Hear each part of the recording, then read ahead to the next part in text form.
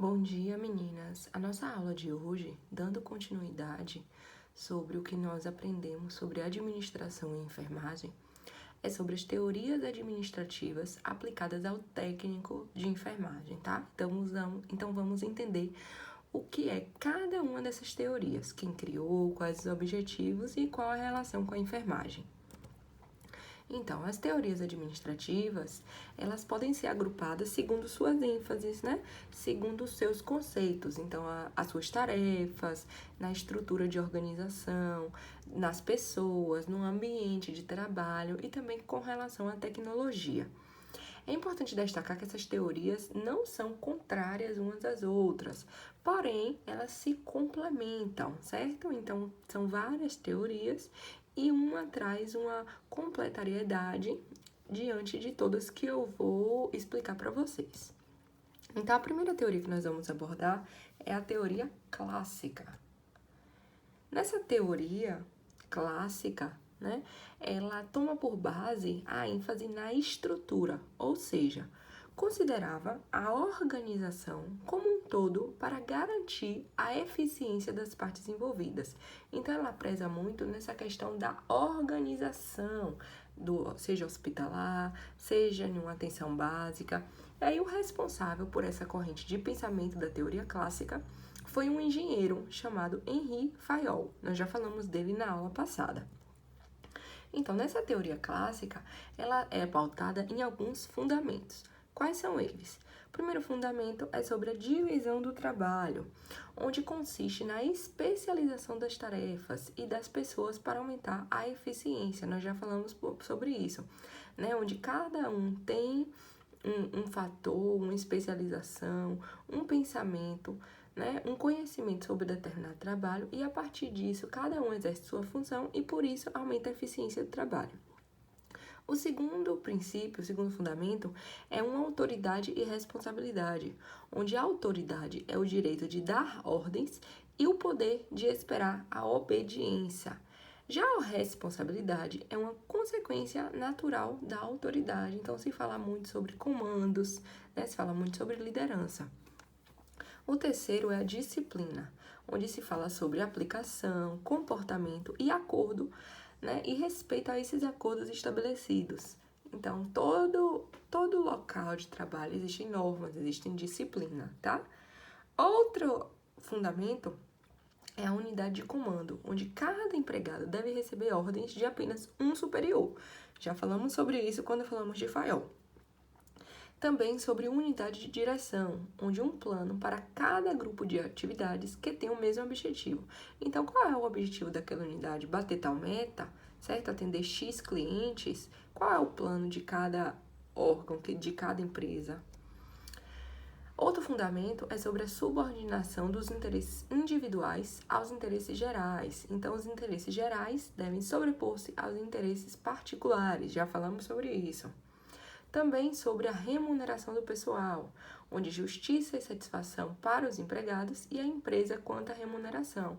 Então, é importante tanto para o empregado quanto para quem está contratando, certo? A questão da remuneração.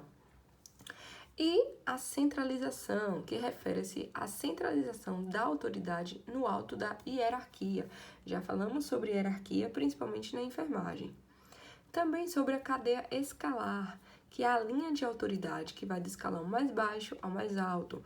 Falamos também disso, né? Sobre as escalas, sobre a hierarquia, né? Diretor-geral, direção de enfermagem, aí vem enfermeiro, vem um técnico de enfermagem, tá certo? E ordem, que é um lugar para cada coisa e cada coisa em seu lugar. Também falamos sobre equidade, que é a amabilidade e justiça para alcançar a lealdade do pessoal, né? Direitos iguais a esses trabalhadores. Também sobre a estabilidade do pessoal, que é a permanência da pessoa no cargo. Então, quando a pessoa... Existem muitos vínculos, né, empregatícios que são quebrados por conta de política. E aí já pensou uma unidade de saúde, e aí a cada governante essa pessoa é tirada do seu cargo. Isso também causa uma quebra, né, do sistema de saúde, causa uma quebra da enfermagem, causa uma quebra da relação com o público por conta das condições de trabalho, dos vínculos de trabalho. Também falamos sobre a iniciativa, que é a capacidade de visualizar um plano e assegurar o seu sucesso, em busca daquele sucesso através de metas, tá? E o espírito de equipe, que é sobre harmonia e união entre as pessoas. Então, como é que a teoria clássica, depois de tudo isso que eu falei, ela contribui com a enfermagem?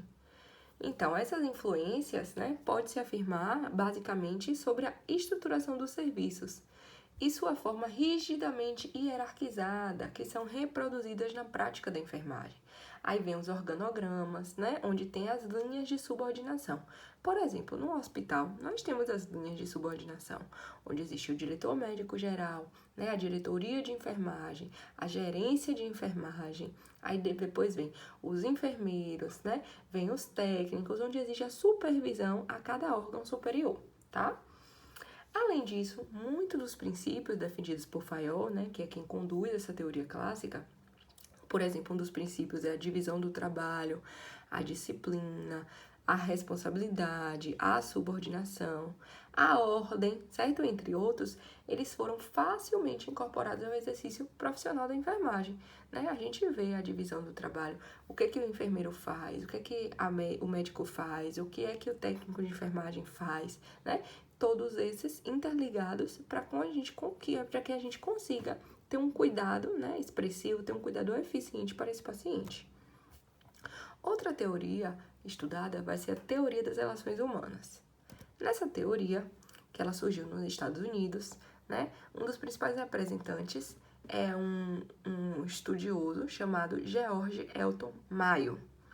Essa teoria ela nasceu da necessidade de corrigir a forte tendência da desumanização do trabalho. Então, foi por isso que ela foi surgida.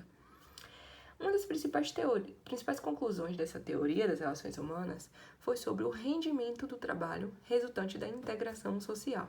Então, quando se tem uma integração social, quando se tem uma equipe trabalhando junto, o trabalho ele rende muito melhor, tá? E aí os grupos informais ou organização humana da empresa, ele determinam os níveis de colaboração mais do que a estrutura formal da empresa. Então, os níveis de colaboração de cada empregador, ele varia conforme suas relações interpessoais entre eles, não só pela formalidade da empresa onde cada um atua em seu serviço. Vamos entender mais. Ainda sobre as relações humanas, as recompensas e sanções sociais têm influência relativa sobre a produtividade. A gente já falou sobre isso, né? Que as pessoas elas são mais motivadas quando são reconhecidas, né? Quando tem uma aprovação social sobre o seu trabalho, quando tem uma participação social, né? E onde os grupos sociais onde ela convive sabe aceitar mais, sabe colaborar mais, sabe reconhecer o seu trabalho. Então, dessa forma, a gente trabalha muito melhor em todas as áreas, né? Quando a gente é reconhecido, quando a gente tem uma recompensa por isso, a gente tem maior eficiência no que a gente faz. Ainda fala também sobre o conteúdo do cargo e a natureza do trabalho, que tem enorme influência sobre a satisfação do trabalhador. Então, se o trabalhador ele trabalha num local, numa área que ele gosta, logicamente ele vai ter um rendimento muito melhor, certo? Fala também sobre a empresa, que tem duas funções básicas, que é produzir bens ou prestar serviço. Mas também essa empresa ela pode oferecer condições de satisfação aos seus empregados. Então, a empresa ela não tem só como função gerar serviços, gerar emprego. Não, ela quer também trazer para esse trabalhador uma condição digna de trabalho, uma condição satisfatória para que esse trabalhador ele trabalhe feliz, trabalhe satisfeito, certo? Diante do que ele encontra.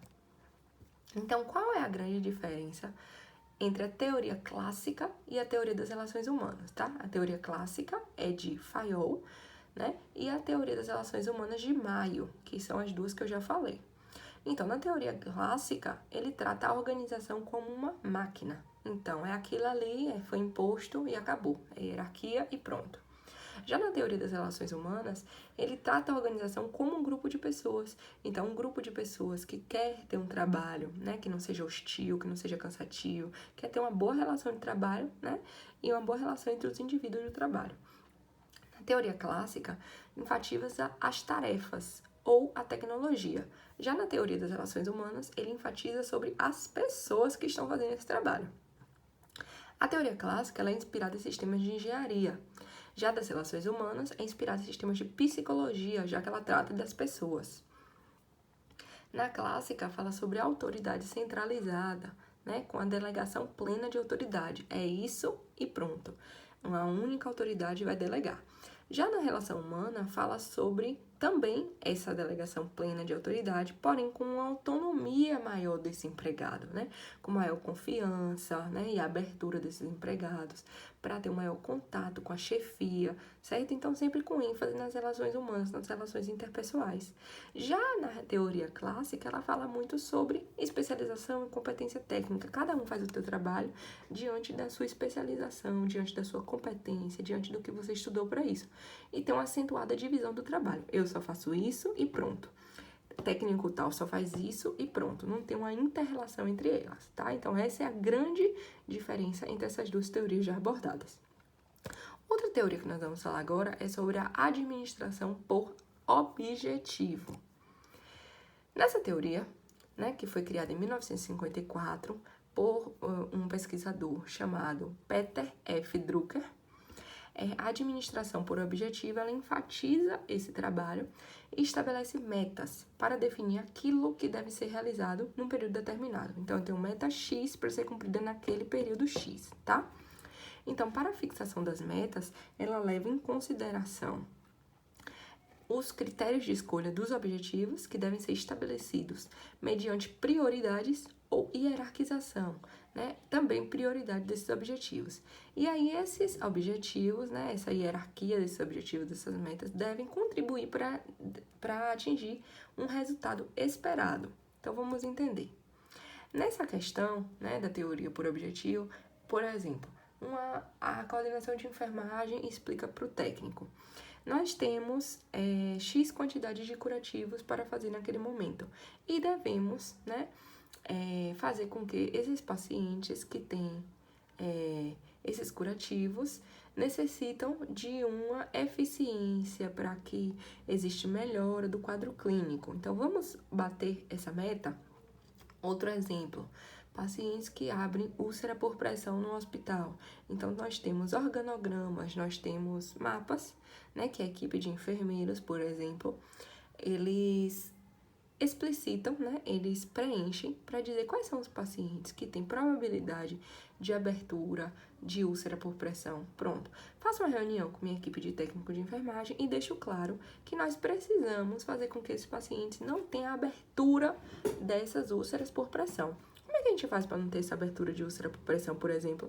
Fazendo uma mudança de decúbito a cada 2 horas, né?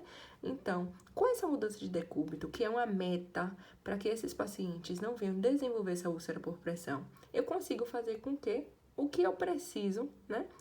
O objetivo, que é esse paciente não abrir úlcera por pressão, seja cumprido através da ajuda de todos os técnicos, da ajuda de todos os enfermeiros, para mudar o decúbito desse paciente e ele não venha a sofrer outra enfermidade. Entenderam mais ou menos o que seria essa teoria? Outra teoria é a teoria da burocracia. Então, ela surgiu em 1940 e foi inspirada por Max Weber, tá? Esse modelo, né, weberiano, traz algumas vantagens, como a racionalidade, a precisão, a rapidez, a uniformidade das rotinas, né, e dos procedimentos, continuidade da organização, constância e confiabilidade. Nessa teoria, né, foi uma pesquisa realizada no Hospital Escola, onde começa a verificar que os enfermeiros consideram burocracia as seguintes atividades: receber o paciente, fazer pedidos à farmácia e ao almoxarifado. Por que receber paciente seria considerado uma atividade burocrática? Porque preenche uma série de papéis na admissão desse paciente, tá? Fazer controle de material, receber e passar o plantão, supervisionar e orientar as atribuições dos auxiliares ou técnicos de enfermagem, fazer provisão dos recursos humanos. O que é prover um recurso humano? Pensar, determinado material pode acabar, então eu preciso prover, eu preciso pensar em repor esse material, tá? Elaborar a escala de serviço, então a escala de técnico, de enfermeiro, também é uma atividade burocrática. verificar prontuários, exames, escalas de cirurgias e troca de informações. Então, essas são consideradas a parte burocrática da enfermagem. E aí, quando a gente pensa na parte burocrática para o enfermeiro, a gente pensa também na parte burocrática para o técnico de enfermagem, certo? Onde ele também, né, recebe pacientes, ele faz a anotação dele com relação ao recebimento desse paciente, ele também faz pedido à farmácia quando ele nota que determinada medicação que ele vai administrar não tem, aí ele comunica ao enfermeiro, né, para reposição. Ele também, então, ele faz essa provisão desse recurso. Ele também recebe o plantão dos colegas e passa o plantão para os colegas. Então, a gente observa que a teoria da burocracia, ela envolve, né, toda a equipe de enfermagem e não só a equipe de enfermeiros que realiza a supervisão, tá? Outra teoria é a teoria estruturalista. Nessa teoria, que surge na década de 1950, que é resultante de uma abordagem múltipla, né, daquela teoria clássica que eu já falei, da teoria das relações humanas e da teoria da burocracia, então essa teoria estruturalista, ela seria a junção de todas as outras teorias que eu já conversei com vocês. Então, pode-se concluir que esse estruturalismo, ele se preocupa com o todo, né, e com o relacionamento das partes na constituição do todo organizacional. Então, essa teoria seria a junção de um pouco de cada uma das características das outras, né, anteriores, e ela vai gerar uma estrutura que tem como contribuições a criação do interrelacionamento das organizações com seu ambiente externo, o surgimento de um novo conceito de organização e um novo conceito de homem, o homem organizacional, o homem que desenvolve, né, a sua organização com objetivos próprios, né, com metas próprias, certo? Um homem que cria espaços para uma relação de trabalho benéfica, um homem que cria metas para que desenvolva. Homem que eu falo no sentido de nós enfermeiros, nós técnicos de enfermagem, tá, gente? Então, homem que cria metas de trabalho para fazer com que a assistência de saúde assegurada a esse paciente seja de forma eficiente. Já a teoria comportamental ou behaviorista é uma teoria que foi criada em 1947, lá nos Estados Unidos, por um estudioso chamado Herbert Alexander Simon. Nessa teoria, né, ela fala muito sobre a conduta individual de cada pessoa. Então, se ela fala de comportamento, ela fala de individualidade, tá? Então, para isso, se torna necessário estudar um pouco sobre a motivação humana. Então, quando ele foi estudar, né, lá quando Alexander Simon ele foi estudar, ele tinha um outro amigo que também estudava essa questão de comportamento. E aí, esse comportamento era estudado por outro estudioso chamado Maslow. Maslow, ele começou a identificar quais são as necessidades humanas, certo? E começou a classificar essas necessidades humanas de maneira hierárquica. O que seria isso? De maneira colocada sobre prioridades. Então, ele dividiu entre necessidades primárias, que são as necessidades fisiológicas, como comer, se alimentar, dormir, ter um sono regular, tá? Necessidades de segurança, como proteção, né? Proteção contra ameaças, que são as doenças, o desemprego, o roubo, o assédio, enfim. As necessidades sociais, né? Que é as relações sociais, como participação, amizade, amor, carinho, afeto, as relações humanas mesmo básicas. Como necessidades secundárias, ele já botou as necessidades de estima, que é autoestima, autorrespeito. Auto, que a gente fala, é si, né? A estima que eu tenho para mim. O autorrespeito, né? Aquilo que eu tenho comigo mesmo. Né? O status, o reconhecimento, a admiração pessoal. Ele já colocou como um fator secundário. Também colocou como fator secundário a necessidade de autorrealização, que é a potencialidade individual para cada coisa, seja no ambiente de trabalho, seja nas relações sociais, certo? Quando ele fala também de teoria comportamental, ele estuda dois tipos de teoria, certo? Além dessa, que nós falamos agora, que são as necessidades hierárquicas, ele traz dois tipos de teoria. a teoria X e a teoria Y. Vamos entender o que é isso na teoria comportamental. A teoria X, ela reflete um estilo de uma administração dura, rígida, né, que é direta daquilo que a chefia pensa para aquela organização. Então, a chefia, ela determina, né, que as pessoas devem ser dirigidas e controladas, já que não gostam do seu trabalho. Então, elas pensam que a teoria X, ela traz que as pessoas são indolentes por natureza, as pessoas não têm ambições, as pessoas geralmente são acomodadas, são incapazes de promover o autocontrole, de ter disciplina e tomar decisões por si mesmas. Então, ela pensa que como essas pessoas são assim, elas precisam de um condutor, elas precisam de uma chefia. Já a teoria Y, ela já tem uma visão mais otimista, ela já pensa de forma diferente. Ela já pensa que as pessoas, elas gostam de trabalhar quando compreendem aquilo que delas se espera. Então, é uma teoria de motivação.